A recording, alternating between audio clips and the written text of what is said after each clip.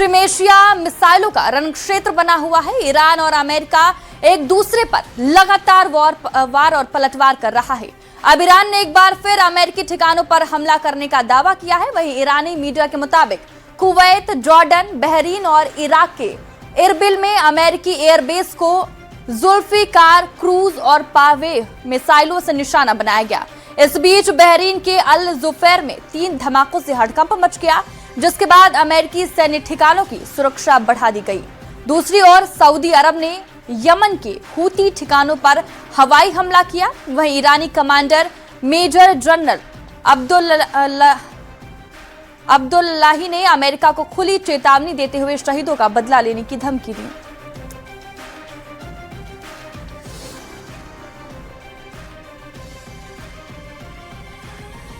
Iran युद्ध अब पूरी तरह से पूर्ण युद्ध में बदलने लगा है। ट्रंप ने सीधी धमकी दी है कि हम ईरान को पूरी तरह से मिटा देंगे। ट्रंप ने यहां तक दावा किया है कि अमेरिकी वायुसेना ईरान के परमाणु ठिकानों को पूरी तरह मिटाने वाली है। इधर ईरान ने दावा किया है कि अगर अमेरिका ने फुल स्केल वॉर किया तो हम अरब देशों को तबाह कर देंगे।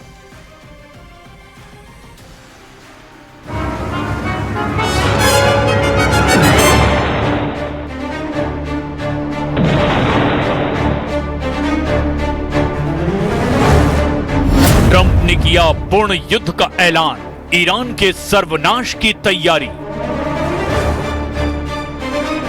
28 फरवरी 2026 से आज तक राष्ट्रपति ट्रंप ईरान को काबू नहीं कर पाए हैं और यही वजह है कि ट्रंप ने ईरान पर पूर्ण युद्ध का ऐलान कर दिया है।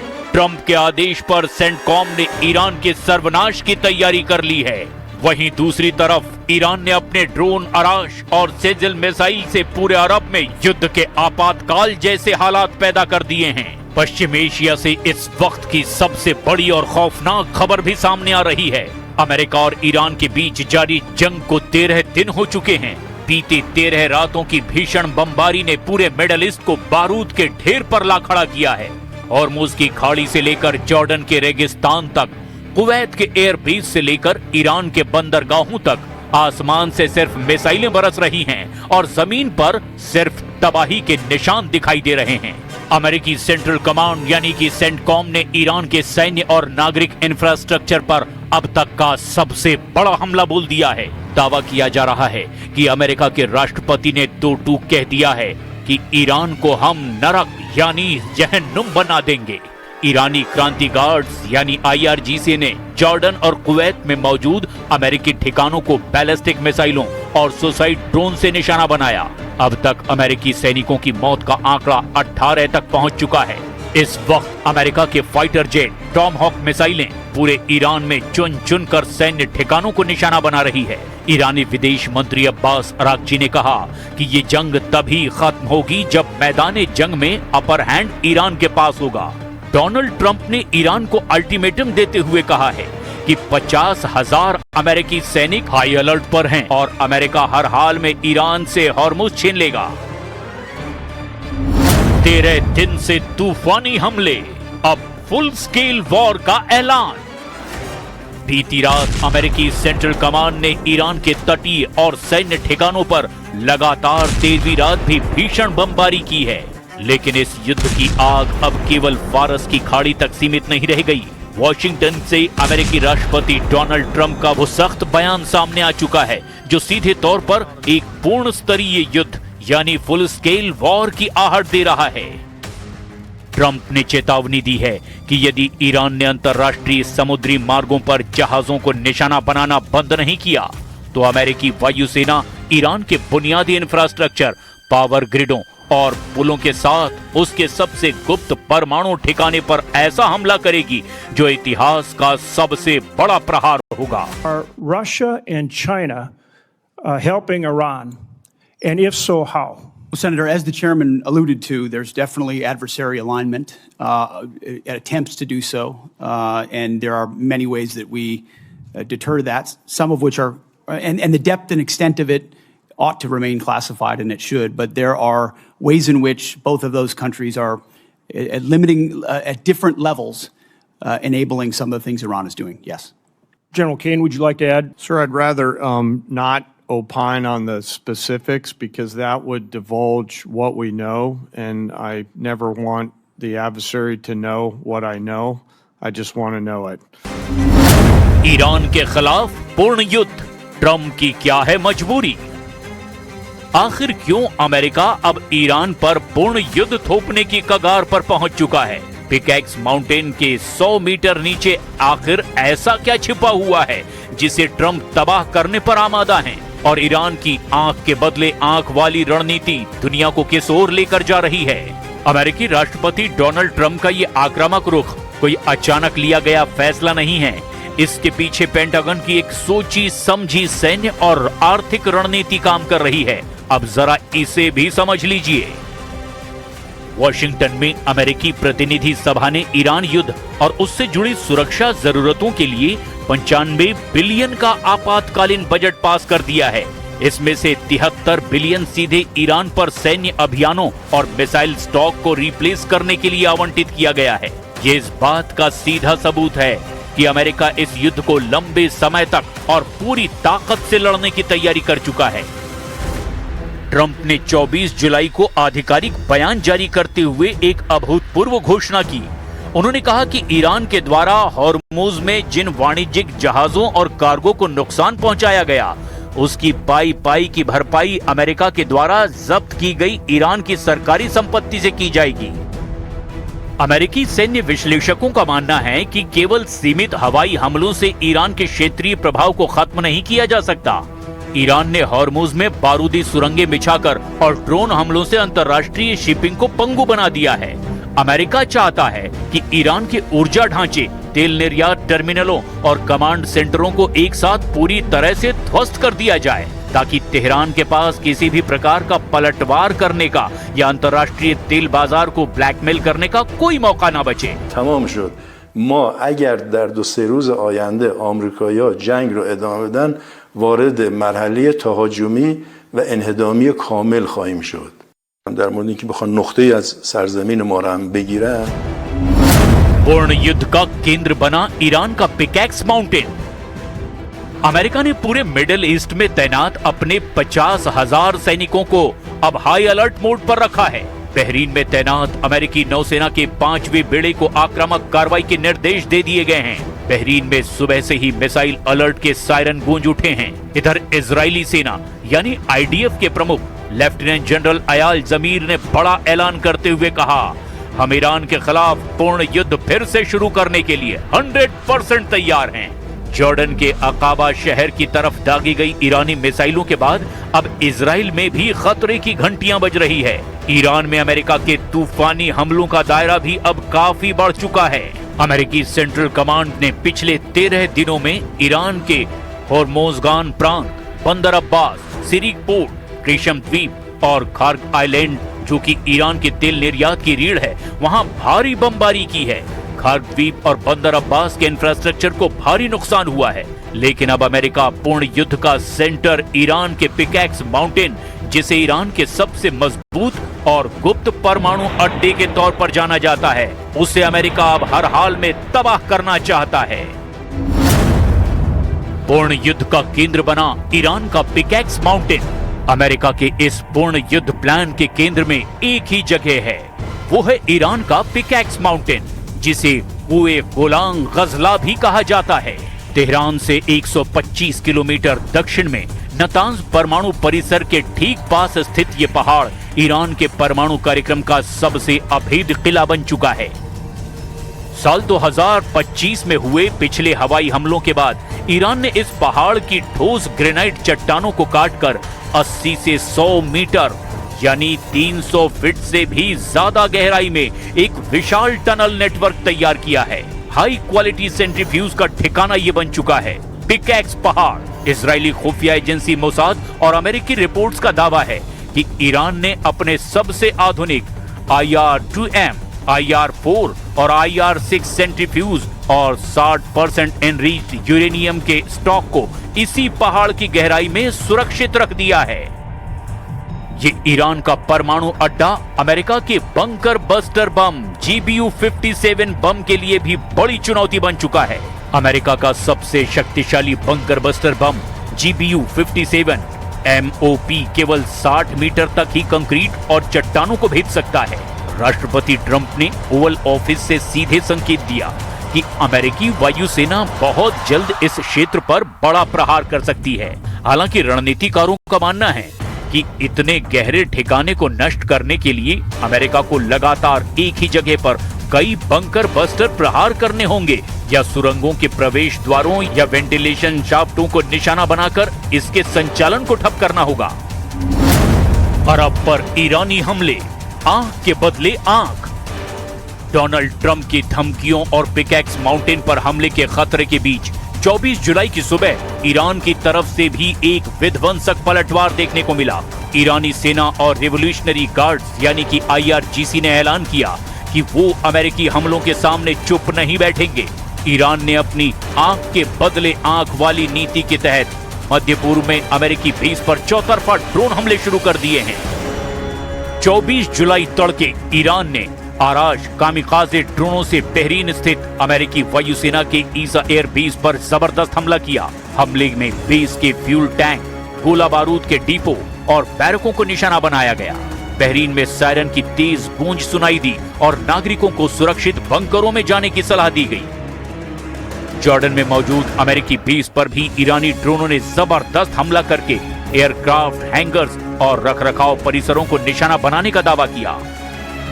ईरान की सेना ने कुवैत के कैंप उदायरी, कैंप दोहा और अली अल सालिम एयर बेस पर भी जबरदस्त ड्रोन हमले किए। ईरानी रक्षा कमान खातम अल अंबिया ने दो टूक शब्दों में कहा कि मध्य पूर्व में मौजूद हर वो अमेरिकी सैन्य ठिकाना जिसका इस्तेमाल ईरान पर हमलों के लिए किया गया, वो तेहरान के लिए एक वैध सैन्य लक्ष्य बन चुका है।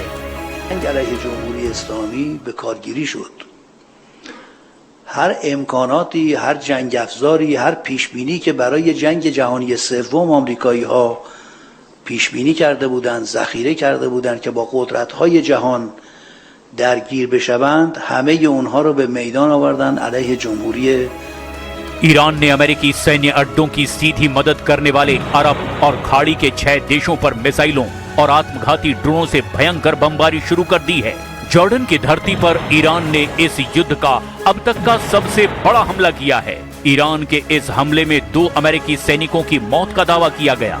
ईरान ने UAE के आर्थिक और ऊर्जा क्षेत्रों को पूरी तरह पंगु बनाने के इरादे से हमले किए हैं। अबू धाबी में हबशान गैस प्लांट पर ईरान ने भीषण हमला किया।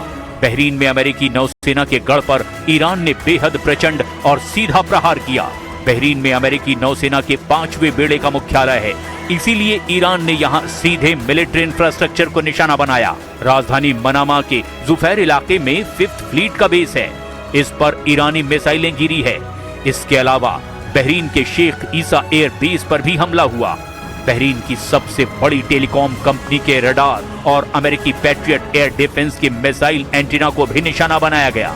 कुवैत में भी बड़े पैमाने पर अमेरिकी सेना तैनात है, जिसे सबक सिखाने के लिए ईरान ने उसके नागरिक इंफ्रास्ट्रक्चर पर चोट पहुंचाई है। ईरान ने कुवैत सिटी के बाहरी इलाके में मौजूद एक बड़े वाटर डिसैलिनेशन और बिजली ग्रिड पर ड्रोन और मिसाइलों की बौछार कर दी। कतर की राजधानी दोहा पर भी ईरान ने तूफानी मिसाइल हमले किए। अमेरिकी रक्षा अधिकारियों के मुताबिक कल रात ईरान ने सऊदी अरब में मौजूद एक अमेरिकी सैन्य ठिकाने को निशाना बनाकर बैलिस्टिक मिसाइल दाग दी। सऊदी अरब के अल खर्ज शहर में भी अमेरिका का एक प्रमुख मिलिट्री बेस है, जिसे प्रिंस सुल्तान एयर बेस के नाम से जाना जाता है, उस पर भी जबरदस्त हमला हुआ। ईरान के मिसाइल का टारगेट यही अमेरिकी बेस था। इसके अलावा सऊदी अरब के यानबू पर भी ईरान ने हमला किया। जहां एक तरफ अमेरिका, इजराइल और उसके सहयोगी मिडल ईस्ट में ईरान की घेराबंदी कर रहे हैं, वहीं अमेरिका ने इस युद्ध में यूक्रेन से मिली मगुरा ड्रोन बोट तकनीक और एंटी ड्रोन इंटेलिजेंस का इस्तेमाल भी शुरू कर दिया है, ताकि ईरानी ड्रोनों को हवा में ही जैम किया जा सके। हॉर्मुज और लाल सागर, जहां हूथी विद्रोहियों ने सऊदी तेल टैंकरों को निशाना बनाया है, वहां भी भारी तबाही मची है। कुछ रिपोर्ट्स के दावों के मुताबिक 24 जुलाई को ब्रेंट क्रूड तेल की कीमतें $100 प्रति बैरल का आंकड़ा पार कर गई है। वैश्विक ऊर्जा संकट गहराने के डर से एशियाई और अमेरिकी शेयर बाजारों में भी भारी बिकवाली देखी जा रही है। अब ऐसे हालात में अगर ट्रंप पूर्ण युद्ध करते हैं तो भयंकर तबाही तय है।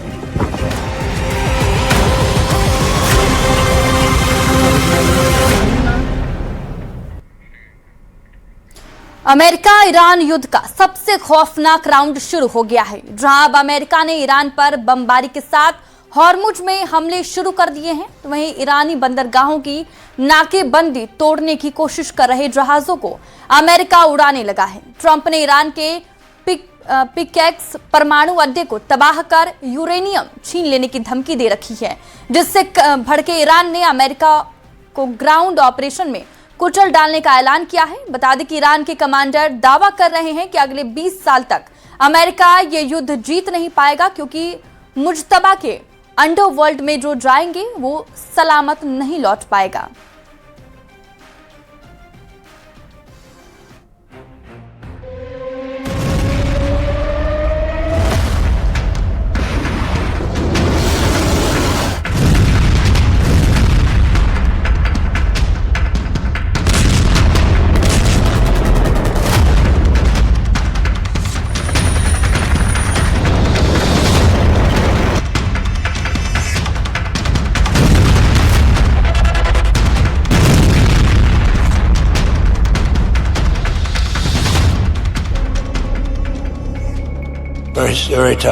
Very tough to watch, to be honest with you. Very tough. I think it's the toughest thing I do. If anything I do all this stuff, but I think it's the toughest thing I do.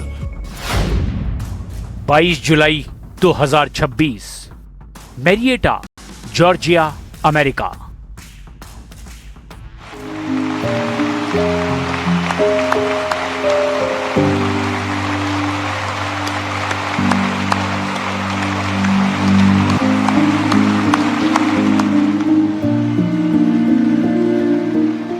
ये सम्मान समारोह था। अमेरिकी सैनिकों की बहादुरी को सलामी देने का मजमा लगा था, लेकिन मंच पर ट्रंप का वही पुराना तेवर था। ईरान पर वही धमकियां, वही धौंस, ईरान को परमाणु ताकत बनने से रोकने का वही दावा।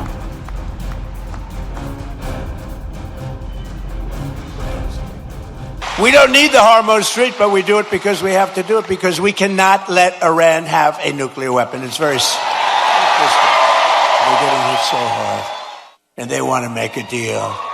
But I say they're not ready to make a deal, because every time they make a deal, they want to change it and everything. They're not ready. They'll be ready very soon.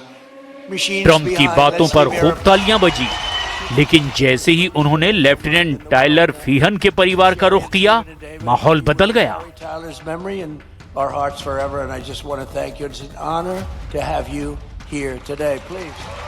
तालियां बजा रहे Trump खुद emotional हो गए, क्योंकि Tyler फीहन की family फूट फूट कर रो रही थी।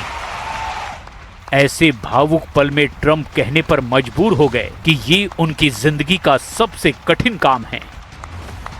Very tough to watch, to be honest with you. Very tough. I think it's the toughest thing I do. If anything I do all this stuff, but I think it's the toughest thing I do. But to Sherry and Stephen and David, we will carry Tyler's memory in our hearts forever. And I just want to thank you. It's an honor to have you here today. Please.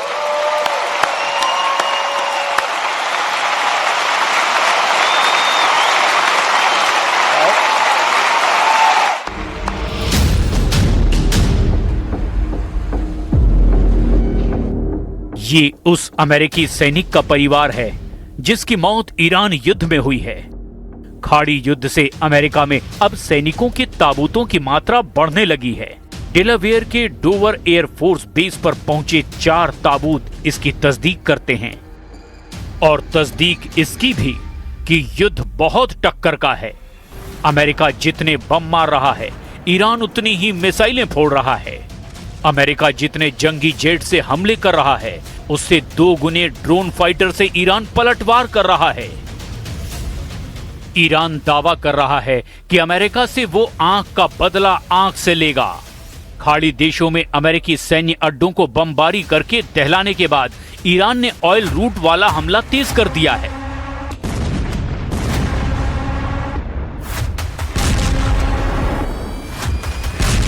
Iran के नए war plan को Yemen के Houthi fighter अंजाम दे रहे हैं।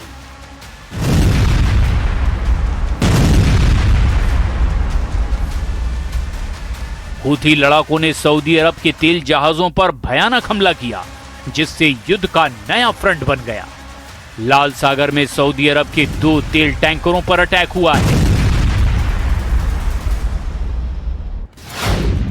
एक था एंसीलिया और दूसरा था लैला। दोनों पर हूथी ने तब हमला किया जब वो लाल सागर में थे और बाब अल मंदेब की तरफ बढ़ रहे थे। दोनों पर बैलिस्टिक और क्रूज मिसाइलों से हमला किया गया।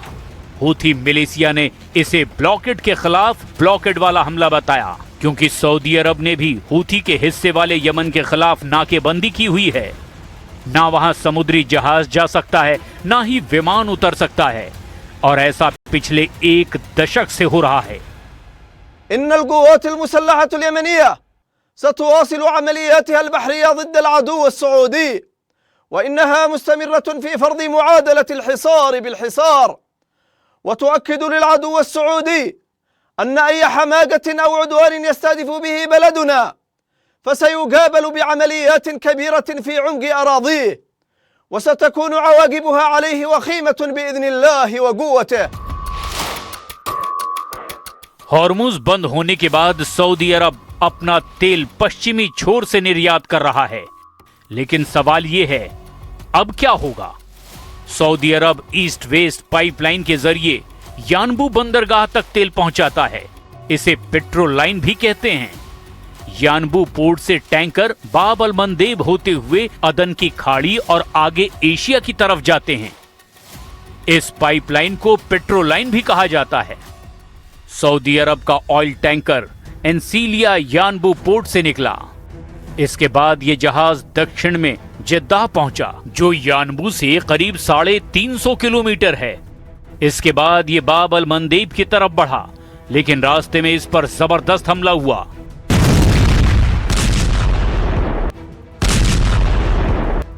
डोनाल्ड ट्रंप कह चुके हैं कि हूथी ने हमला किया तो वो उसे देख लेंगे। हूथी के हमलों के बाद क्या डोनाल्ड ट्रंप इस पूरे फ्रंट पर अपना एयरक्राफ्ट कैरियर भेजेंगे? क्योंकि हॉर्मुज़ के पास पहले से ही उनका एक कैरियर ऑपरेशन में शामिल है, और अब ये दूसरा वॉर जोन एक्टिव हो गया है, जिसके बाद लाल सागर के कई जहाजों ने अपना रास्ता बदल लिया है। इससे पहले जब ट्रंप ने carrier battle group USS Ford को इस इलाके में भेजा था, तब एंटी शिप हमलों के डर से उसे वापस भागना पड़ा था। बाद में बताया गया कि उस कैरियर में आग लग गई थी।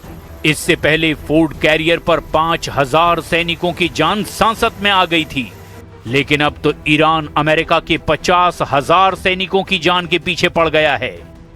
जिन सैनिकों को ट्रंप ने खाड़ी देशों में तैनात कर रखा है, सब के सब थ्रेट पर हैं। ईरानी सेना के टॉप प्रवक्ता ब्रिगेडियर जनरल अबुल फजल शेकरची ने कहा है कि अमेरिका ने वो हथियार इस्तेमाल किया है जो उसने तीसरे विश्व युद्ध के लिए तैयार किया है, लेकिन अमेरिका इस जंग में ईरान के खिलाफ नाकाम हो गया है और अब नुकसान की बारी अमेरिका की है। ईरानी संसद के स्पीकर कालीबाफ की ट्रंप के नाम नई धमकी यही इशारा कर रही है। در نبود آمریکا تامین می شود. آقای قالیباف در این پیام با تاکید بر این که معادله این جنگ مشخص است، یا همه یا هیچ کس گفت در منطقه‌ای که ما نفت نفروشیم کسی نفت